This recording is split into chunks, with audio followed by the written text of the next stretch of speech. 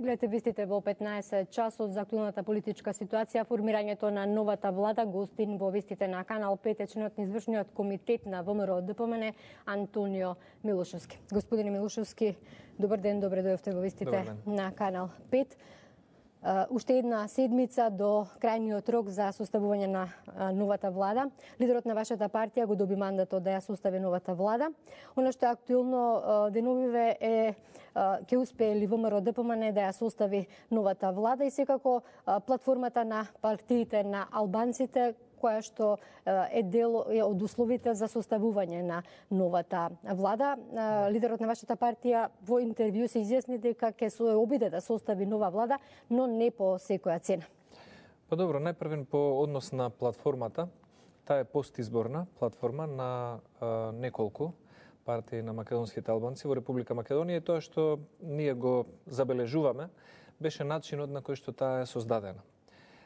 Пред се, без разлика на содржината на платформата на албанските партии, многу е непринципиелно кога премиер на соседна држава, на трета држава, се меша преку учество во таа платформа во внатрешно-политичките работи на друга држава.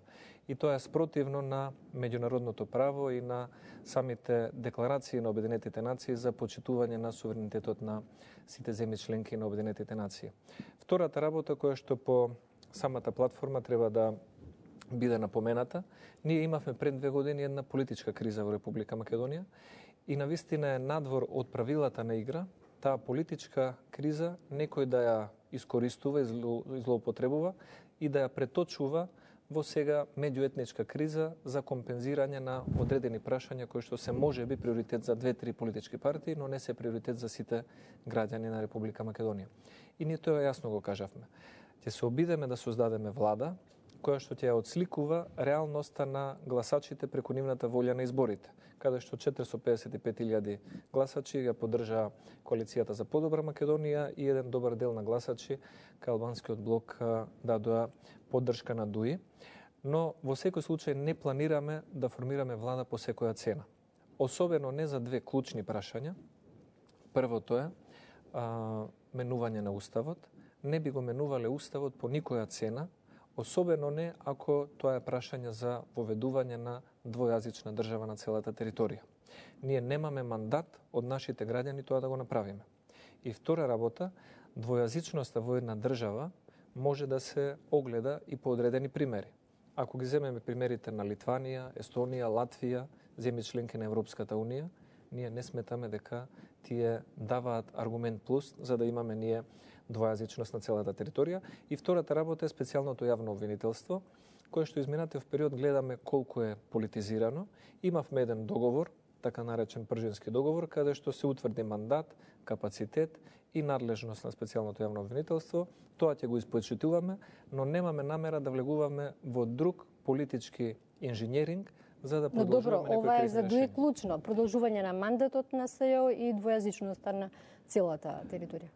Тоа ДУИ го најави постизборно дека тоа за нив е клучно и во изминатиот период ние забележавме дека се исцртуваат некои спротивставености по овие позиции. Од една страна позициите на ВМРО ДПМН, од друга страна позициите на ДУИ. И ние очекуваме дека овие спротивставени позиции може да бидат отежнувачки фактор во текот на разговорите што би ги имале со ДУИ за составување на ново парламентарно мнозинство. Дали веќе со ДУИ имавте како партија контакти, било какви првични, кога се очекува да почнат преговорите ако не се почнете? Во изминатиот период имавме потреба, ние како политичка партија, надлежните тела во партијата, извршниот комитет, централниот комитет, да имаме консултации, да дадеме овластување на председателот на партијата, да ги отпочне разговорите со другите можни коалициони партнери. Очекувам во текот на следнава недела ВМРО ДПМН официјално да ги почне разговорите со ДУИ за составување на нова влада. Дали ќе успееме, ќе знаеме на крајот на истекот на законските рокови, а тоа е 29 јануари. Така. Вие се изјаснивте како партија, дека тие два услови кои што ги споменавме, двојазичноста и СЈО, се неприфатливи. Од друга страна, иако официјално СДСМ не се изјасни околу овие услови, односно околу платформата на албанските партии, дел од аналитичарите кои што гравитираат или кои се блиски до опозицијата, изјавија дека тоа се прифатливи услови. СДСМ би можела да коалицира.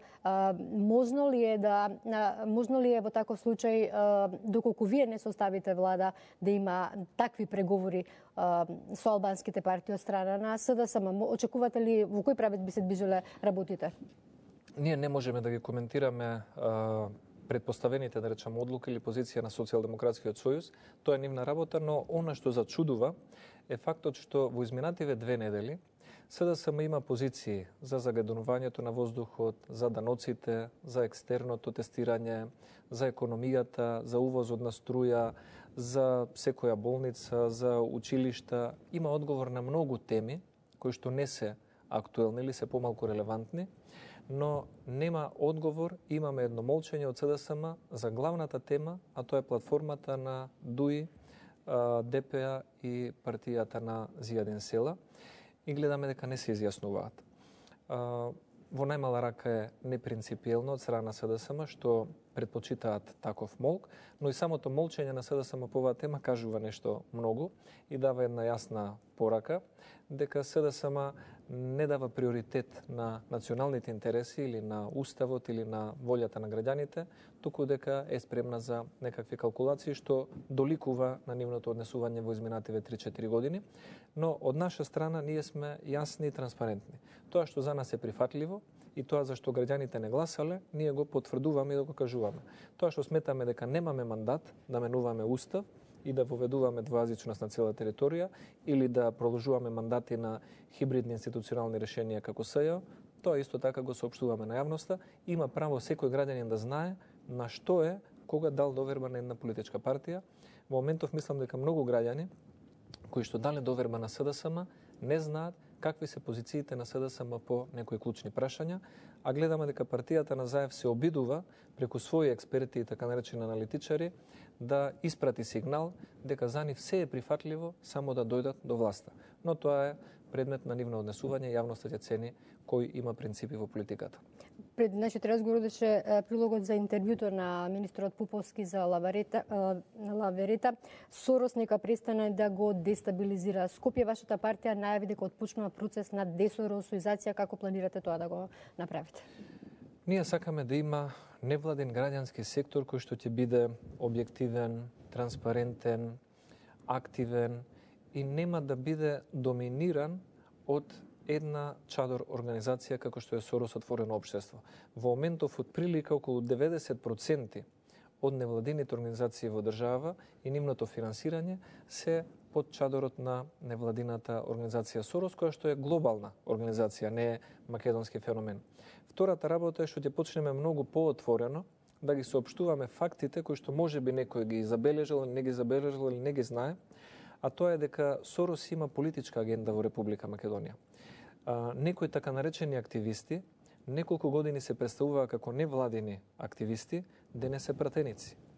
Така беше Лидија Димова од СДСМ, така беше Сафет Бишевац од СДСМ, така беше Павле Богоевски, Ивана Туфекџич и многу други кои што неколку години наназад се представуваат како еколози, демагози, зборуваат за образование, за режим, за демократија, утре ги гледате на нечии политички листи и тоа е действувањето на Сорос во Македонија се покажува како една фасада зад која што се крие едно политичко камелеонство. И сметаме дека тоа не е добро. И третата работа, гледаме дека и во Соединетите Американски држави за време на инаугурацијата на ново избраниот претседател Трамп подготвуваат протести со слоганот "Нема правда, нема мир". И се гледа дека овој глобален феномен е да најде начин како политички да действува за своји политички и финансиски интереси преку така наречени инсталирани невладини организации. И сметаме дека тоа не е продуктивен невладин активизам. Треба да имаме регулатива каде што невладиниот граѓанскиот сектор ќе припаѓа на граѓаните, а не на некои богати светски финансиски магнати кои што прават политички или берзански интереси преку овие целни групи. Благодарам. Тоа беше Антонио Милошовски, гостин во вестите на Канал 5.